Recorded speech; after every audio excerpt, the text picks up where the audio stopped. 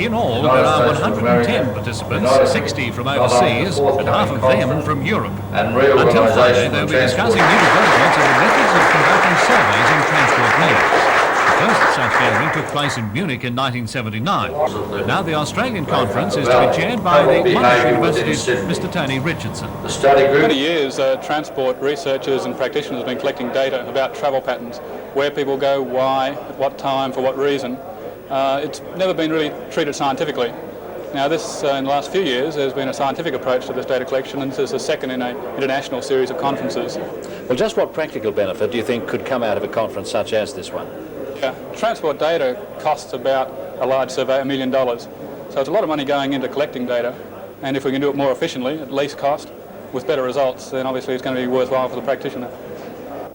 Appropriately, on hand to officially begin the conference was the New South Wales Minister for Transport, Mr. Peter Cox. Mr. Cox himself will be handing down within the next 3 weeks a new capital works program for the state.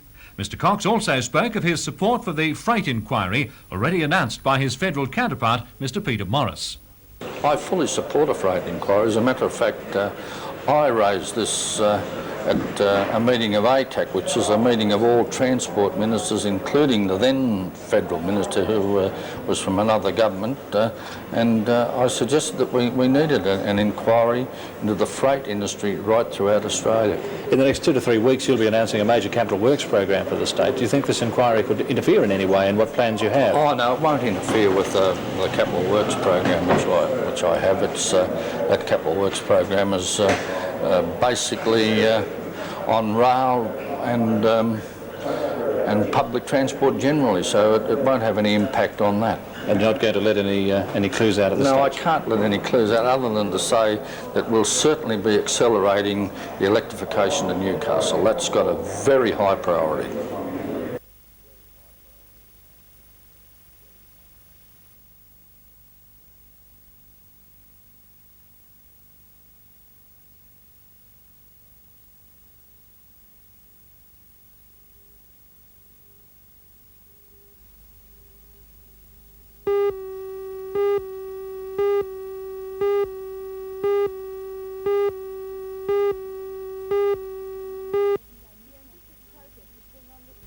The ambitious project is being undertaken by Newcastle businessmen Mr. Chester Woods, who owns Chester's Clothing Shop, and Mr. Ian Conomos from Hamilton Hi-Fi.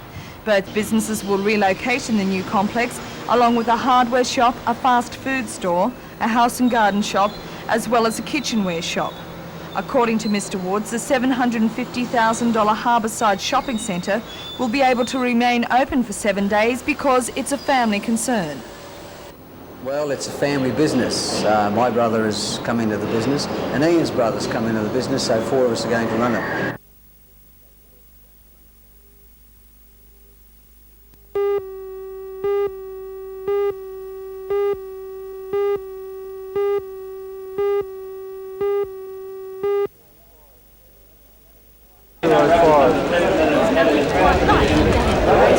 At least that seemed to be the feeling.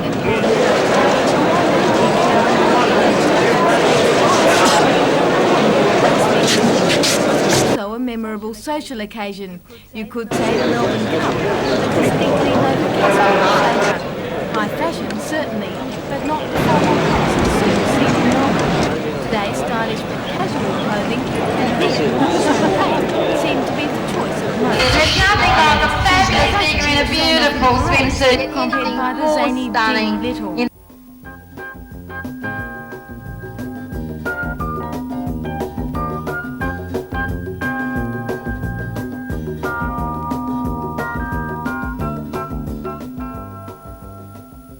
Cold canned beer. There's a couple of beers there. Hold the attention of the crowd for long. It was the racing they had come for. The race of the day was the Indian Cameron Barrett. Windale, 2 lengths to Evan Brook, out they go. And he's a handy leader too, some 2 or 3.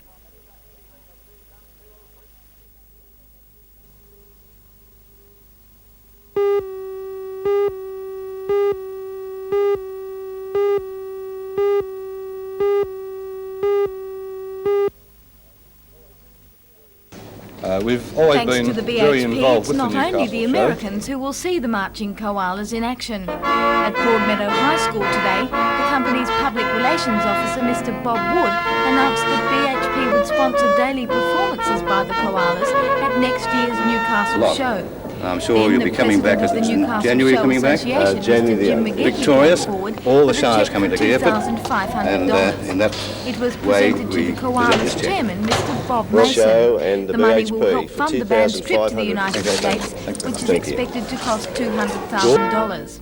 By way of thanks to both BHP and the Show Association, some of the koalas staged a mini concert. It wasn't quite the way the band will sound when it marches in the Rose Parade, but the impromptu performance was nevertheless appreciated.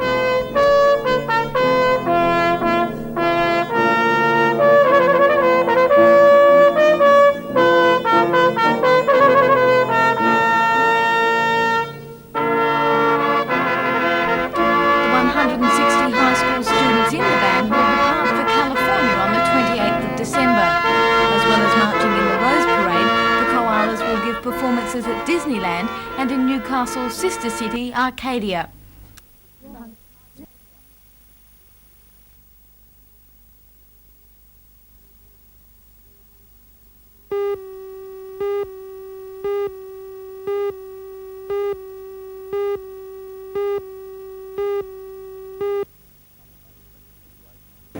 On the face of it, the situation which led Dennis Smith appealing to the Land and Environment Court certainly seems like bureaucracy run amok. When it was built in the 1950s, Mr Smith's Caltex service station was, like many others in the area, on a residential site given a special council exemption. But although it virtually rubs shoulders with other highway service stations in Charlestown, the zoning of the Caltex site precludes the sale of groceries and other activities now regarded as normal for service stations. The council wants to close down Mr Smith's associated mini-market and video hire, but Mr Smith says he'll fight the decision, which he claims is devoid of common sense. And he's underlined his fight by actively campaigning in the approaching local government election. We've put an appeal in today to the Land and Environment Court, and that will take a couple of months to go through the procedure, and we'll see what the courts have to say about the matter. What's the basis of your appeal? What are you basing that on? The basis is that we believe that this service we supply here is better for the public, or it's what the public wants around the area, the residents, rather than to go back to just the standard service station. Could you survive as a standard service station?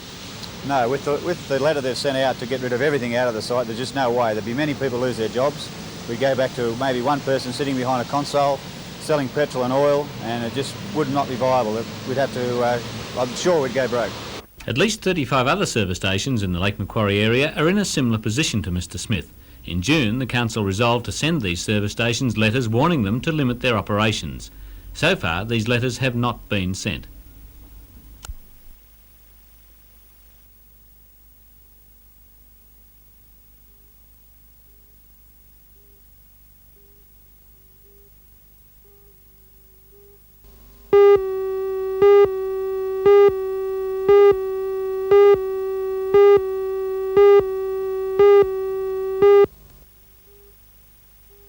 With the rest of the world, but some of the risks which it's running, particularly through the attitude of civic leaders who are continuous cars being sold or petrol being sold. There is throughout the world now, Japan.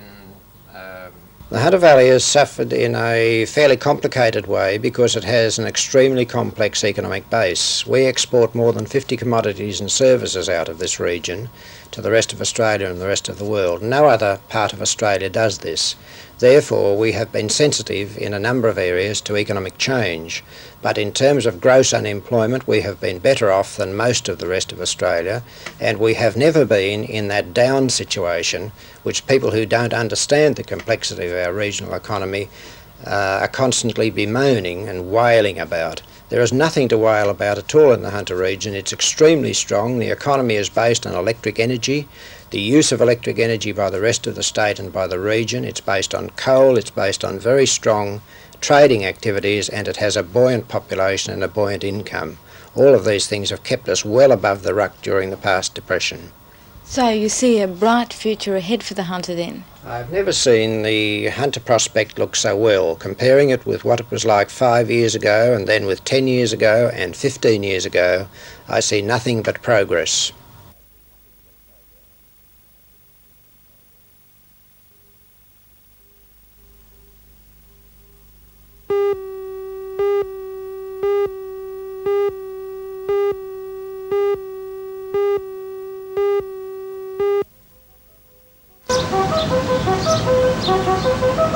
The Battle of Britain ceremony began with a march by members of the Williamtown RAAF No. 26 Squadron through the mall to Civic Park.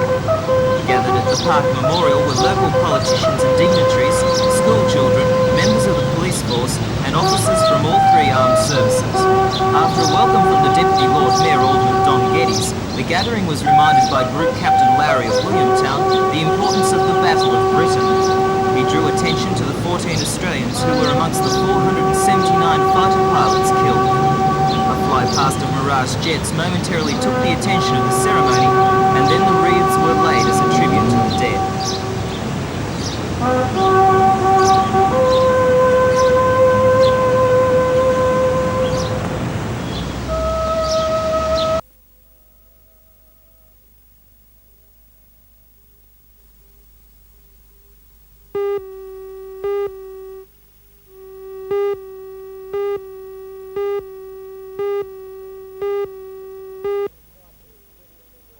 Required to extend the seawall on here. The City Engineering Council and the Surfboard Association met face to face at the spot this afternoon. stepping and the council says its plan to widen Shorten Esplanade to accommodate two-way traffic has been around for many years.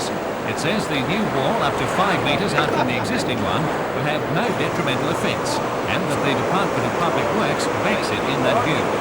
On the other hand, the board riders say it will destroy the surfing amenity of the country hull by creating a backwash. It will cause more water to flow onto Nobby's beach, thereby destroying the Soldiers Pool. All the pressions occur on our beaches. The tides lap, the high tide laps against this existing wall. What we're saying is required to extend the seawall on the here. Council's Works and Planning Committee of Inspection, which conducted today's meeting, will make the recommendation to the full council meeting tomorrow night. But is Kim Bassingthwaite of the Surfboard Association satisfied with today's response?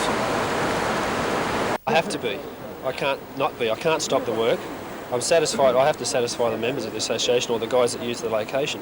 I can't stop the work. I have to go and place my trust in the association. I'll have to place their trust in the Public Works Department and take it from there.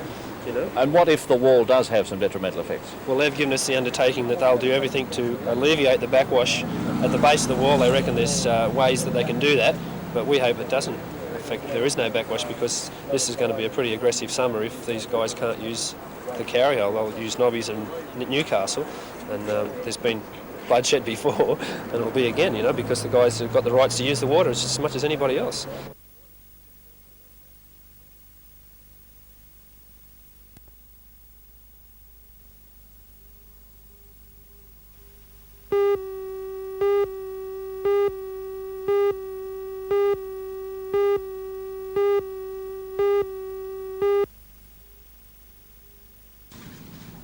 The electricity charges were set at a meeting yesterday. Alderman Vic Bell successfully moved an increase of 6.5% in the domestic rate, 0.5% lower than recommended by the county clerk.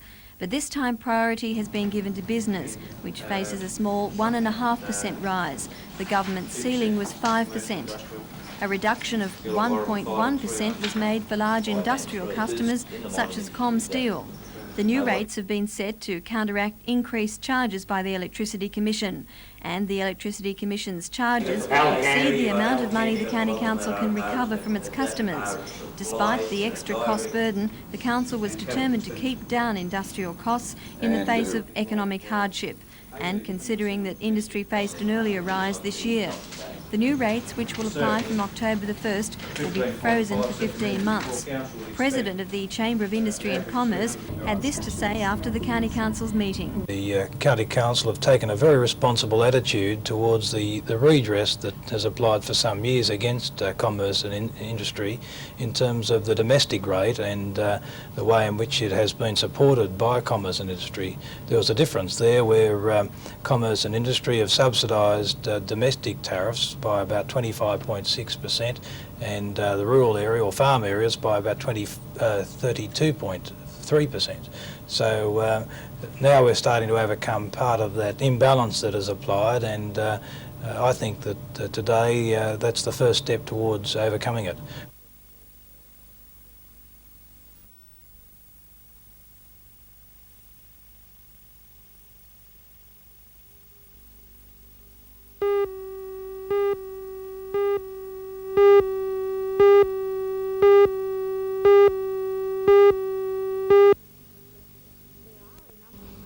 There are a number of local government areas where counting is still continuing, but it's clear at this stage that Labor has lost significant ground.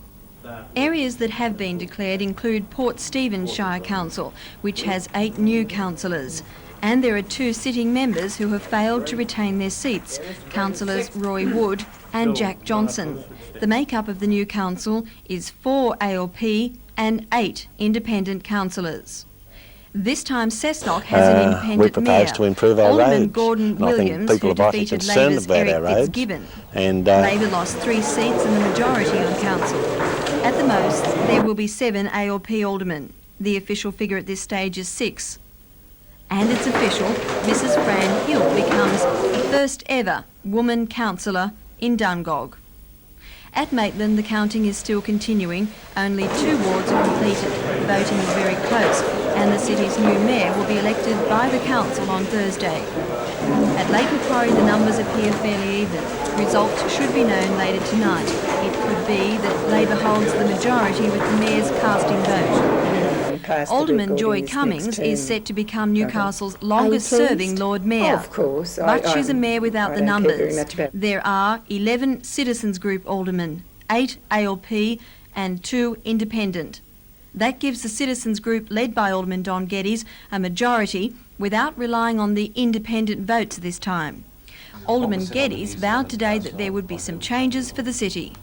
I'll be looking to see that we get some development on the Darks Iceworks site that will in fact promote Newcastle not only as a major industrial area but also as a centre of tourism.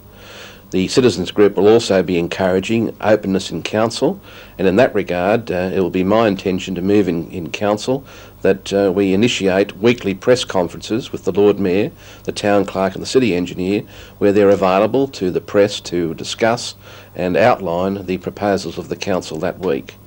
As I've said previously, tourism is a very great boost or booming industry in Australia.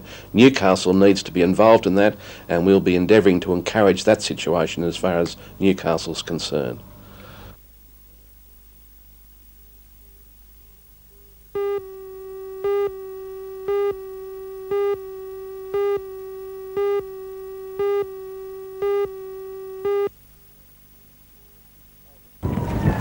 More than 150 patrons of the club stayed up all night watching the history-making race on 5 television sets. Tack for tack, the race was close, and the mood sombre, until Australia 2 crossed in front of Liberty on the downwind leg. Then the crowd went wild and broke into a rousing rendition of Waltzing Matilda.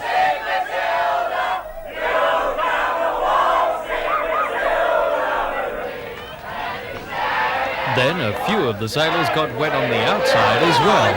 It's the traditional and proper thing to do. So a few of the club patrons ended up in the drink. And it was a bit of an effort, but finally the Australian flag was hoisted up the mast in a truly patriotic display. Joining the celebrations was Mr. Jack Morgan, one of Lake Macquarie's most experienced sailors. He says the highlight of the race was when Australia 2 jibed on the downwind leg to find itself ahead of Liberty. And he just cleared him with a beautiful little bit of work. It was perfect. What's your feeling this morning? Well, did you think we could do it? At the second last mark, no. But when I hit the front, yes. The man behind Australia 2's controversial wing keel is Mr. Ben Lexon. He's being hailed as a modern-day yachting genius. He hailed from Newcastle, having attended Broadmeadow High School in 1953, 54 and 55. It was a hard life in Newcastle. He was abandoned by his soldier father, brought up by his grandmother. She died when he was 6. He was then known as Robert Miller. He changed his name to Ben Lexon after a business partnership went sour. Reactions to the victory by local people have been both novel and spontaneous, with green and gold decorations everywhere. But at the Westpac Bank Belmont, the work of all the previous challengers was not forgotten. A model of the 1970 Challenger Gretel 2 has been on display. Gretel 2 broke the ice 13 years ago to win just one race in the final. But the performance of Australia 2 today has made Tuesday, September the 27th, a day to remember.